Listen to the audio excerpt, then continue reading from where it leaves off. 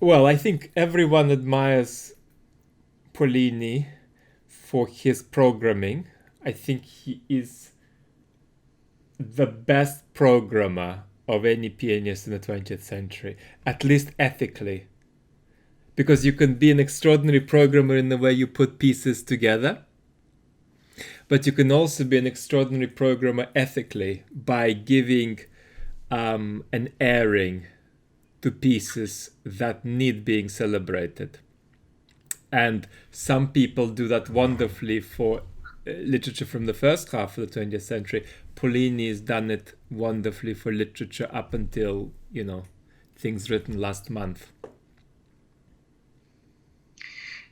What do you mean exactly by programmer then? You mean he curates the music, or he literally just chooses the pieces? So when you go to a concert, you read the program, and it will often contain two pieces in the first half, two pieces in the second half.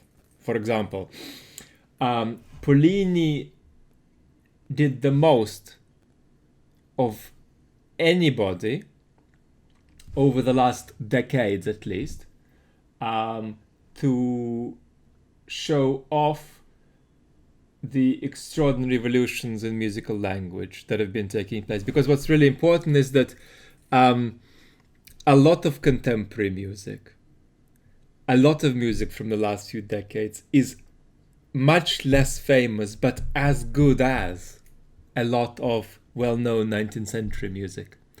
I mean that's not the case with any of the other arts. In none of the other arts are the great masterpieces at such a distance from public consciousness. And so it's very admirable. And you take a player of the younger generation, slightly younger generation, like Pierre-Laurent Aimard, and he's doing much the same and even more. And these people are heroic because these are the greatest evolutions in musical language that are taking place. This is writing of genius. A lot of it is writing of genius, and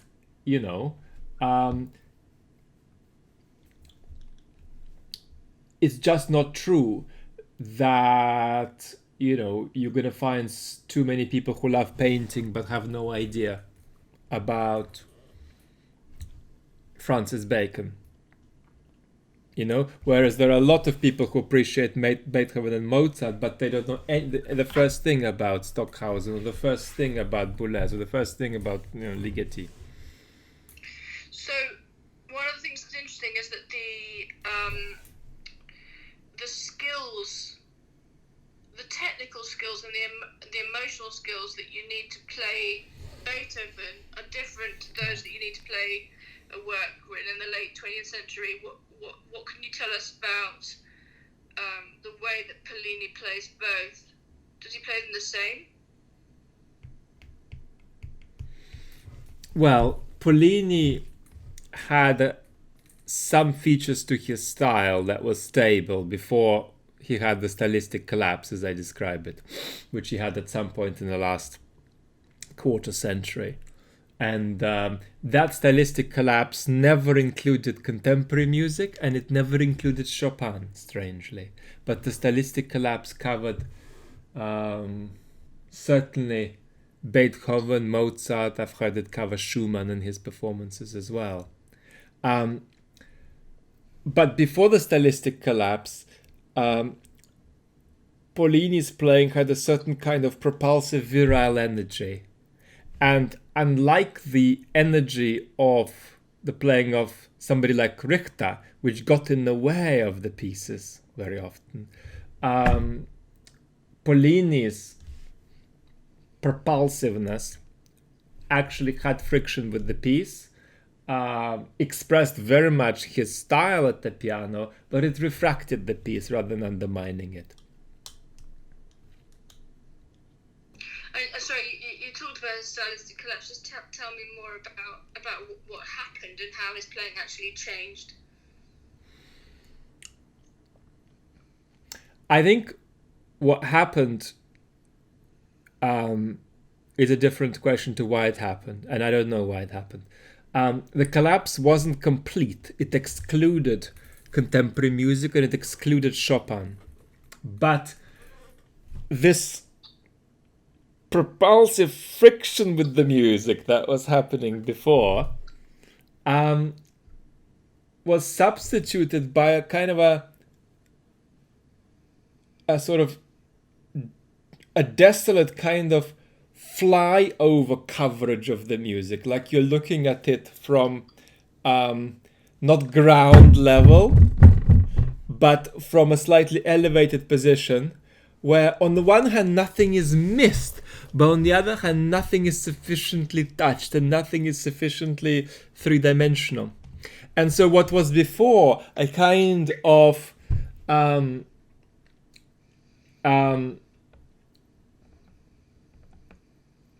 intense and expressive modern veneer that a lot of his playing had, that expressive veneer turned into a different kind of veneer, which was more a veneer of detachment and uninvolvement and austerity. And interestingly, that collapse wasn't thoroughgoing. Some important parts of his repertory never experienced that collapse. It didn't percolate all the way through.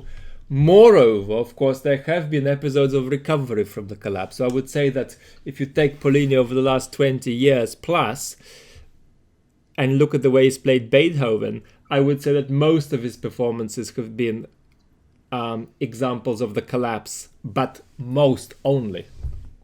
And most could mean 55%. No, you've talked about how he is particularly well known for his Chopin. Can you characterize his Chopin playing? Why is it important, and if so, why? What does he teach us about Chopin?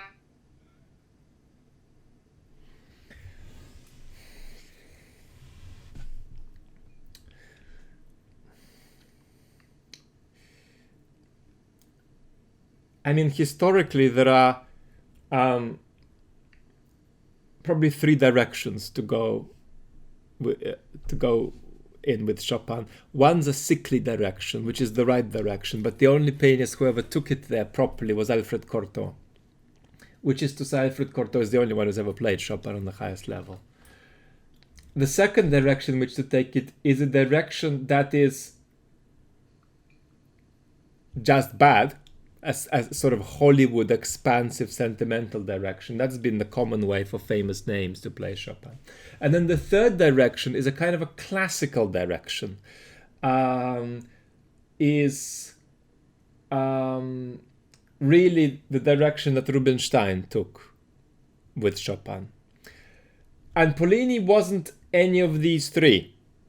And as far as I can tell, everybody else can be categorized in one of these three. Pollini wasn't one of these three.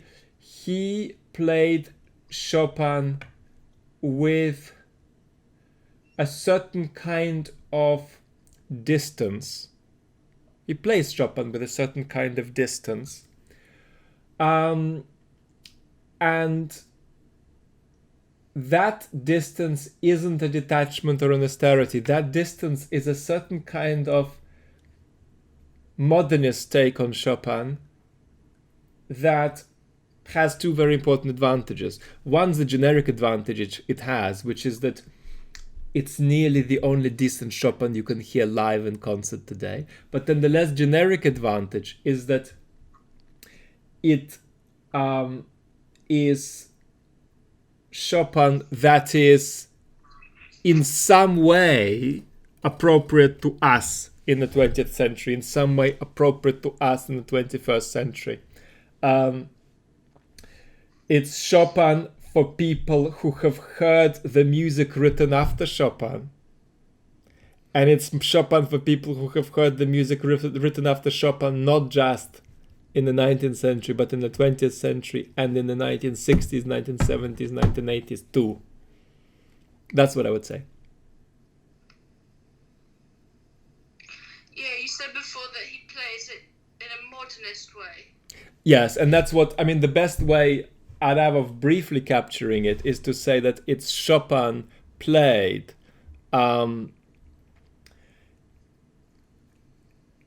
in a way that's inflected with our experience of the music written since Chopin up until the decade before, wherever we are now. Is that the way you think it should be played?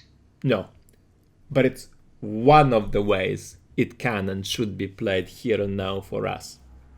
But if you had only one way of playing Chopin left on earth, it would have to be one that comes to terms properly with the character, and for me that's Cortot. Pollini does not mischaracterize any of the Chopin pieces he plays on the whole, but the inherent morbidity and unhealthiness and sickliness of Chopin is captured only by Cortot. What Chopin did that other composers didn't is that he didn't back out of sentimentality, as Charles Rosen, the wonderful music writer, argued. He went forward through it. So every other great composer would have probably backed out of kitsch, but Chopin also showed us that one way to avoid it is to back out of it, but another way to avoid it is to go through it until it's elevated on a pitch that lets all the sentimentality drop off. Thanks so much for watching. A great way to show support is to click the subscribe button below.